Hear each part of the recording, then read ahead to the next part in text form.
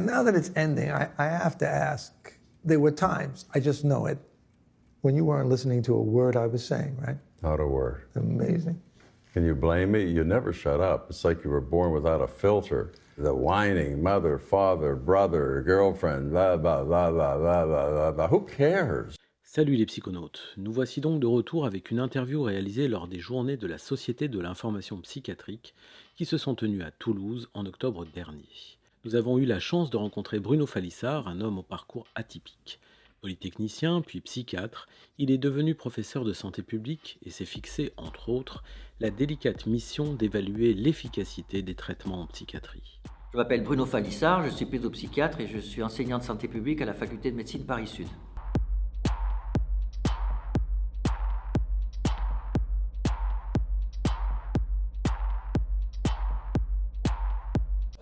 D'abord, les psychothérapies, ça sert à quelque chose? La réponse est oui. Et ce qui est drôle, c'est de se poser la question. Parce qu'en fait, s'il vous arrive un malheur au boulot, ça va mal aujourd'hui au boulot, il y a des tensions, etc. Vous rentrez chez vous le soir.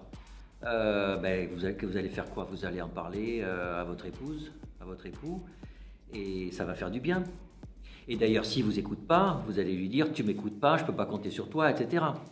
Donc, depuis des milliers d'années, il y a des textes écrits qui disent que écouter quelqu'un quand il va mal, lui donner des conseils, ça lui fait du bien. Alors ça, c'est le premier point. Alors, néanmoins, vous avez dû remarquer aussi que si un de vos proches va vraiment très mal, il est très en souffrance, alors c'est pas facile forcément de l'écouter parce que ça vous touche vous aussi. Et en particulier, par exemple, si c'est un de vos enfants, un adolescent, comme ça arrive de temps en temps, qui va mal, vous avez envie de l'aider, vous savez qu'il faut lui parler, mais c'est dur de lui parler, c'est dur parce que, et d'ailleurs c'est tellement dur que vous allez parfois dire des choses qu'il ne fallait pas dire, et vous allez lui faire du mal au lieu de lui faire du bien. Et on sait bien que ça nous est tous arrivé plus ou moins. Donc du coup, il y a des gens dont c'est le métier. Alors ils sont faits pour ça, c'est-à-dire de base, ils aiment écouter les gens, ils aiment leur parler. Et deux, ils ont été formés parce qu'il y a des techniques, c'est à la fois des astuces et puis apprendre à se protéger soi-même, à ne pas être en prise directe avec les émotions des autres, et puis voire même des techniques très sophistiquées pour voir les problèmes et comment faire pour que les gens vont mieux. Donc oui, ça marche, 2, c'est utile, 3, en fait, nous sommes tous des Monsieur Jourdain de la psychothérapie, mais sauf qu'il y a des vrais psychothérapeutes.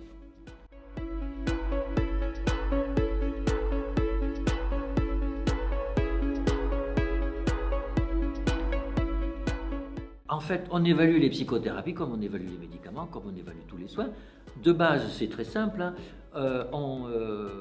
Si je me demande si l'hypnose, par exemple, c'est bien pour calmer les douleurs de l'accouchement, eh bien, on va prendre 200 femmes qui vont accoucher.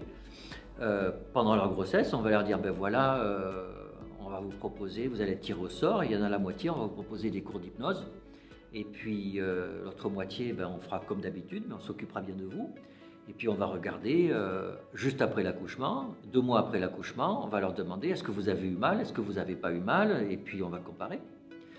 Donc en principe, c'est pas compliqué. Mais dans la pratique, en fait, comme c'est de la médecine, c'est jamais aussi simple que ça, mais c'est pas aussi simple avec les médicaments comme avec les psychothérapies. Alors je reprends l'exemple de l'hypnose. En fait, il y a eu une étude comme ça qui a été faite sur les douleurs de l'accouchement. Le résultat de l'étude, c'est ça améliore pas la douleur, en fait, et ça complique, il y a plus de complications d'accouchement. Donc c'est pas bien. Sauf que quand on regarde dans le détail, comment dire que les femmes avaient moins mal ou plus mal? On leur demandait, vous savez, avec ces échelles qui vont de 0 à 10, comment vous avez mal? Et on donne un nombre. Alors c'est vrai que les femmes donnaient le même nombre. Sauf que quand on leur demandait comment vous avez ressenti cette douleur en vous, en fait, elles la ressentaient avec moins de violence émotionnelle. La douleur est mieux supportée, même si en fait l'intensité est la même.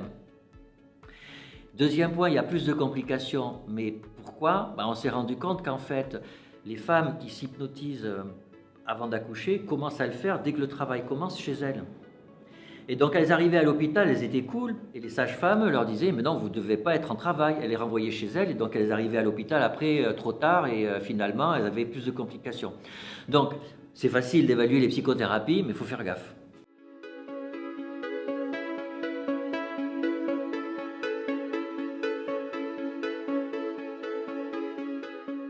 Il y a deux façons de répondre à la question.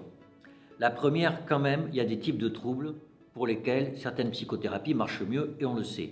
Par exemple, dans la prise en charge de l'anorexie mentale, maladie terrible, c'est très difficile à prendre en charge. On sait que les thérapies familiales, ça marche. Ça ne veut pas dire que c'est les familles la cause, etc., mais prendre en charge le groupe, ça marche sur la patiente. Après, si vous avez une phobie des avions, si vous avez une phobie des ascenseurs, les thérapies cognitivo-comportementales, ça marche. C'est-à-dire, petit à petit, on va vous apprendre à rentrer dans un ascenseur alors qu'il est à l'arrêt, etc., etc. On va vous désensibiliser, ça marche.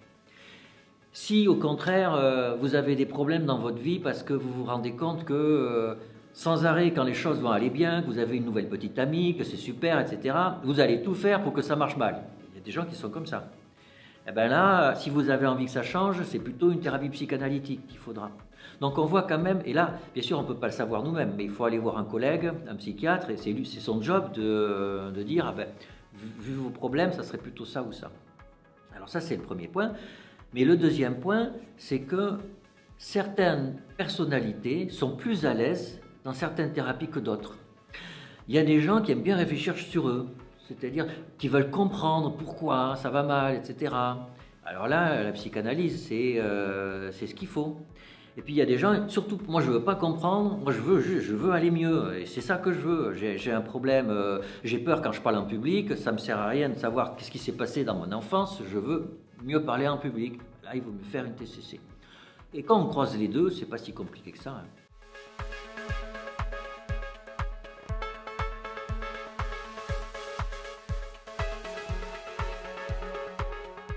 Bien sûr, mais ça c'est typique, c'est quand même un mal avant tout français, hein, et c'est un mal avant tout universitaire, c'est que dans notre système de soins, c'est les médecins des universités qui sont les médecins emblématiques, et ils sont surspécialisés, c'est normal, c'est les médecins qu'on va voir en dernier ressort, donc ils sont très spécialisés. Mais du coup, dans l'imaginaire collectif, plus on est spécialisé, meilleur on est. Et c'est pas vrai.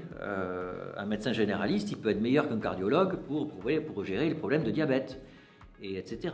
Donc oui, il en a besoin. Et la psychiatrie est fondamentalement une discipline générale.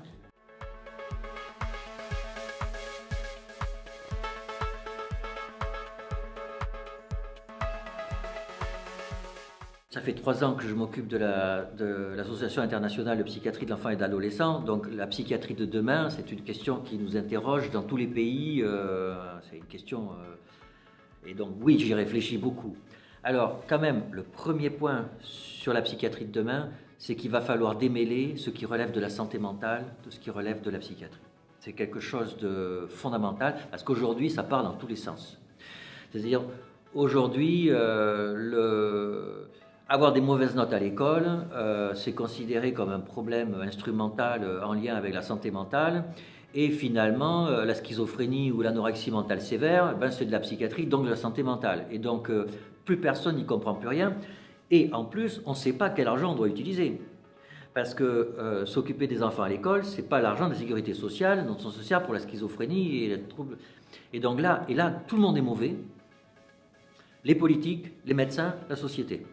Donc il faut vraiment que tous on réalise que oui, nos sociétés vont mieux, c'est ça le truc, hein, c'est qu'on va mieux en fait. On est en meilleure santé, on vit plus longtemps, en fait on est plus heureux qu'avant, quoi qu'on en dise, donc ça va mieux. Du coup, qu'est-ce qui émerge? Les problèmes de psychisme.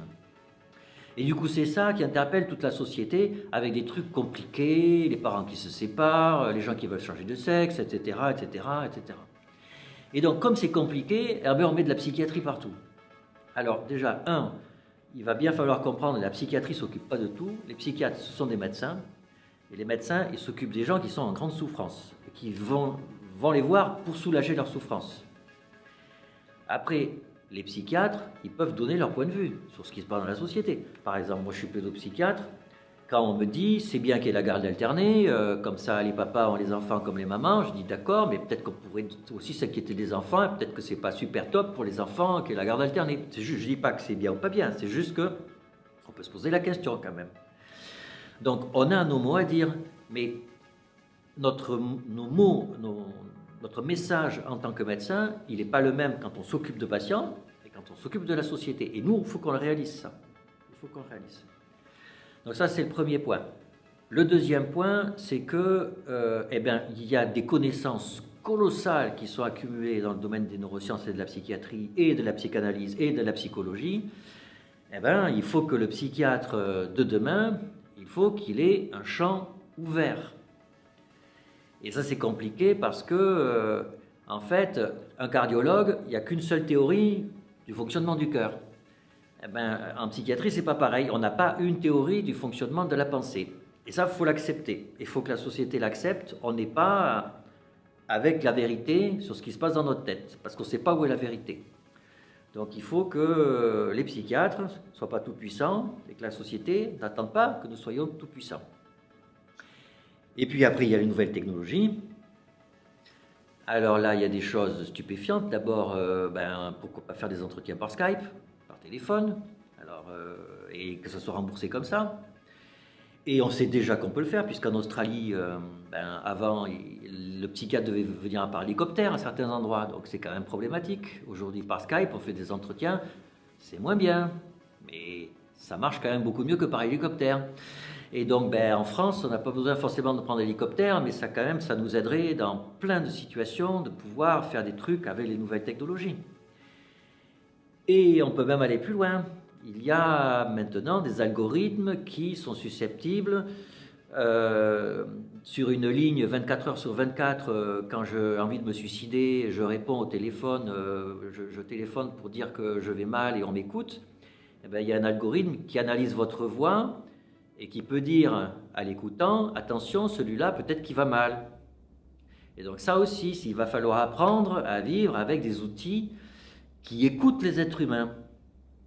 Donc oui, ça va changer, mais moi je pense que ça sera mieux.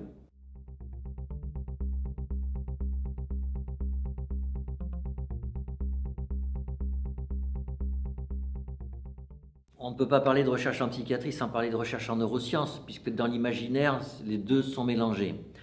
Alors, les recherches en neurosciences, c'est extraordinaire. À lire comme ça le soir à la maison, on apprend plein de choses et c'est bluffant. D'un autre côté, pour une raison assez incompréhensible, les recherches en neurosciences aujourd'hui ne servent quasiment à rien pour l'exercice de la pratique psychiatrique. Alors peut-être que dans 10 ans, 20 ans, 30 ans, ça sera différent, mais aujourd'hui, c'est le cas. Et donc quand même, il faut prendre un peu de recul, et c'est vrai qu'on est fasciné par les big science, les trucs super high-tech, mais il faudrait peut-être aussi penser la recherche en psychiatrie basique, c'est-à-dire un soignant qui est en face d'un soigné, qui lui raconte en quoi il va mal, et oui, on peut faire de la recherche là-dessus, savoir comment parler, savoir quels sont les signes qui sont importants, pas importants, quelles sont les choses qu'on peut dire ou ne pas dire en fonction de l'âge, du sexe, etc., de la culture, etc. Bon. Donc de la recherche clinique. Et là en France aujourd'hui, la recherche clinique en psychiatrie, c'est un peu la cata. La France, elle aime bien les recherches super intellectuelles. On met tout notre argent là-dessus. C'est peut-être pas une bonne idée de mettre que l'argent là-dessus. Alors après, la question de l'évaluation, alors ça c'est une nécessité d'éthique collective. C'est-à-dire que, la société nous paye, donc nous avons le devoir de soigner nos concitoyens du mieux que l'on peut. Et puis 2, c'est quand même l'objectif du médecin. L'objectif du médecin, il a quelqu'un qui vient et qui va mal, il doit faire tout ce... Même en dehors du fait que le patient le paye et que la société attend ça de lui, c'est lui qui à l'intérieur de lui, il doit faire le maximum. Alors, après, bien sûr, il faut se méfier des façons dont on évalue. Mais ça, c'est vrai en médecine en général. Quand on évalue un anticancéreux que sur la durée de survie, c'est pas bien parce que si la chimio, elle bousille complètement le bonhomme et que ça rajoute 2 mois de vie, peut-être que c'est pas un bon plan.